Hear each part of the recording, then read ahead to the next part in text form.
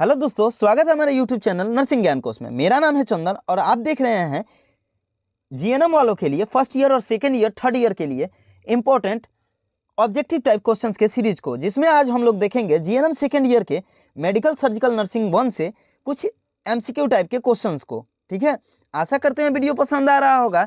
अगर वीडियो पसंद आ रहा है तो हमारे चैनल को जरूर सब्सक्राइब कीजिए, साथ ही वीडियो को लाइक तथा शेयर भी जरूर कीजिए। बढ़ते हैं आज के पहले क्वेश्चन की तरफ। पहला क्वेश्चन है, सामान्य इंट्रा ऑक्यूलर दाब होता है, जो नॉर्मली इंट्रा ऑक्यूलर दाब होता है, प्रेशर होता है, वो कितना होता है? ऑप्शन है 8 से 10 mm Hg, 10 से 15 mm Hg, 10 से 20 mm Hg और चौथा है 20 से 25 mm Hg। तो इसका राइट आंसर है 10 से 20 mm Hg। जो इंट्रा ऑक्यूलर प्रेशर होता है आंखों में, वो 10 से 20 mm Hg होता है। ठीक है, नॉर्मली। तो इसका राइट आंसर है सी, 10 से 20 mm Hg। अगला क्वेश्चन है, आंखों की पलक का गिरा होना कहलाता है। जब आंख के पलक गिर जाता है तो उसको हम लोग किस नाम से जानते हैं? ये एक रोग होता है जिसे हम लोग टोसिस के नाम से जानते हैं। अगर आंख का पलक किसी व्यक्ति या किसी स्त्री में गिर जाए या खत्म हो जाए तो उसको हम लोग टोसिस बोलते हैं। ठीक है, आंख के पलक अगर गिर जाए तो उसे हम लोग टोसिस के नाम से जानते हैं। अगला क्वेश्चन है, अत्यधिक माइग्रेन के लिए औषधि चुनते हैं। अगर एक्सिस मात्रा में माइग्रेन हो रहा है, सिर दर्द कर रहा है, तो उसे हम लोग किस दवा का यूज करते हैं? पहला है कार्बामेज़ेपिन, दूसरा है फिनोबार्बिटोन, अगला है आर्गोटामाइन और नेक्स्ट है कॉनेडिन। तो इसका राइट आंसर है आर्गोटामाइन। अत्यधिक माइग्रेन की स्थिति में आर्गोटामाइन दवा का यूज किया जाता है, या आर्गोटामाइन ग्रुप के दवा का यूज हम लोग माइग्रेन में करते हैं। अगला क्वेश्चन है, पेनिसिलिन की खोज किसने की? पेनिसिलिन की खोज किसने की? ठीक है, जो पेनिसिलिन के खोजकर्ता थे उनका नाम क्या है? तो इसका राइट आंसर है अलेक्जेंडर फ्लेमिंग। अलेक्जेंडर फ्लेमिंग ने ही पेनिसिलिन की खोज की थी। अगला क्वेश्चन है, जब सीरम में पोटेशियम का स्तर ज़्यादा हो तो इस स्थिति को क्या नाम से जानते हैं? अगर सीरम में यानी ब्लड में पोटेशियम का स्तर सामान्य से अधिक हो जाए तो उसे हम लोग किस नाम से जानते हैं? पहला है हाइपरनेट्रीमिया, दूसरा है हाइपरकैलेसीमिया, तीसरा है हाइपरकैलेमिया और चौथा है हाइपोकैलेमिया। तो इसका राइट आंसर है हाइपरकैलेमिया। पोटेशियम के स्तर को ज़्यादा पाना हाइपरकैलेमिया कहलाता है, और उसका अगर स्तर से नीचे पाया जाता है तो उसे हम लोग हाइपोकैलेमिया बोलते हैं। और अगर सोडियम का मात्रा सीरम में ज़्यादा हो तो उसे हाइपरनेट्रीमिया, कम हो तो उसे हाइपोनेट्रीमिया।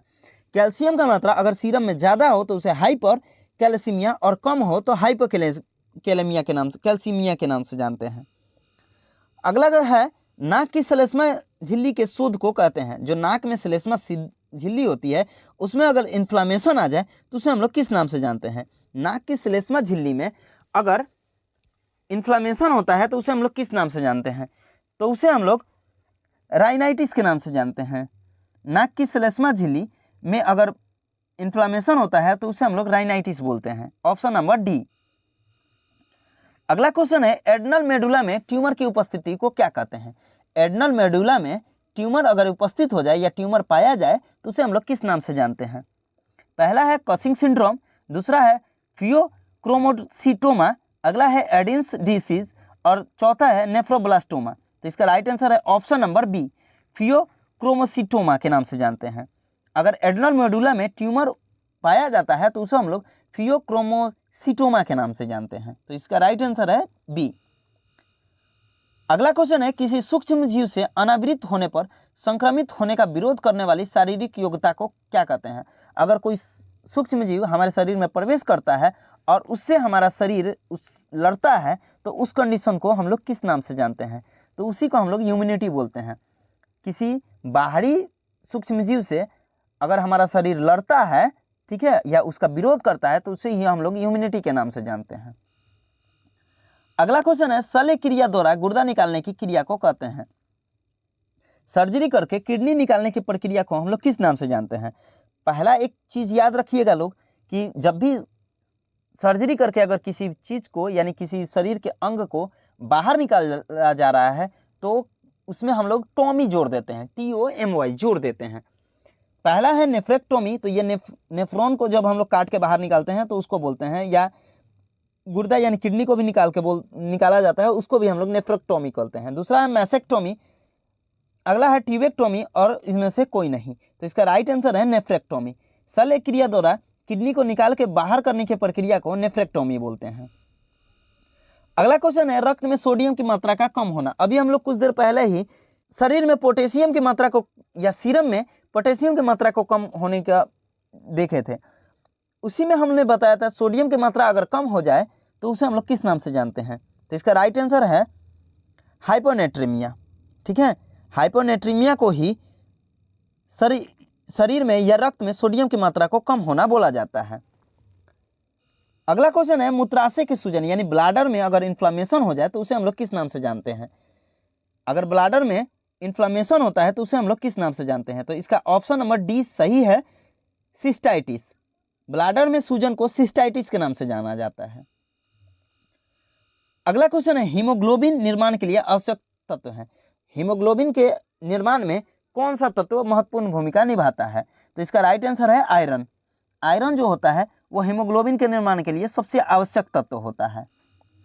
अगला क्वेश्चन है स्तन को शल्यक्रिया द्वारा निकालने की प्रक्रिया को क्या कहते हैं। कुछ देर पहले हम लोगों ने देखा था किडनी को सर्जरी करके बाहर निकालने की प्रक्रिया क्या कहलाती है। ठीक है, तो उसे हम लोग नेफ्रेक्टोमी के नाम से जानते हैं। अभी का क्वेश्चन है स्तन को सर्जरी करके बाहर निकालने की प्रक्रिया को किस नाम से जानते हैं। तो इसका राइट आंसर है मैसेक्टोमी। स्तन को शल्यक्रिया द्वारा बाहर निकालने की क्रिया को मैसेक्टोमी बोलते हैं। अगला क्वेश्चन है मूत्र में प्रोटीन का पाया जाना। अगर मूत्र में प्रोटीन पाया जा रहा है उसे हम लोग किस नाम से जानते हैं।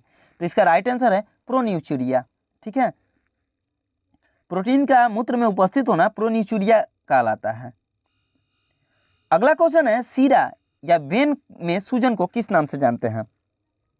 अगर वेन में सूजन आ जाता है तो उसे हम लोग किस नाम से जानते हैं। तो इसे बर्गर डिजीज के नाम से जानते हैं।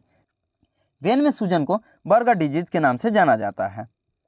आज के लिए बस इतना ही। आशा करते हैं वीडियो पसंद आया होगा। अगर वीडियो पसंद आ रहा है तो हमारे चैनल को जरूर सब्सक्राइब कीजिए, साथ ही वीडियो को लाइक तथा शेयर भी जरूर कीजिए। अगर आप इस वीडियो से संबंधित पीडीएफ को देखना चाहते हैं तो हमारे डिस्क्रिप्शन बॉक्स में लिंक मौजूद है, जिस पे आप टैप करके पीडीएफ को देख सकते हैं। मिलते हैं नेक्स्ट वीडियो में, तब तक के लिए धन्यवाद।